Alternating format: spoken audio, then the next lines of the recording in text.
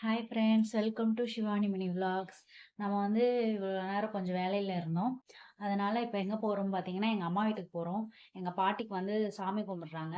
அதனால் நாங்கள் வந்து எங்கள் அம்மா வீட்டுக்கு போகிறோம். கொஞ்சம் தூரம் தான் இங்கேருந்து எங்கள் அம்மா வீடு. இப்போ வந்து நான் பாப்பாவை கூட்டிகிட்டு போகிறேன். எங்கள் பாப்பா என்ன பண்ணுறாங்கன்னு பாருங்கள்.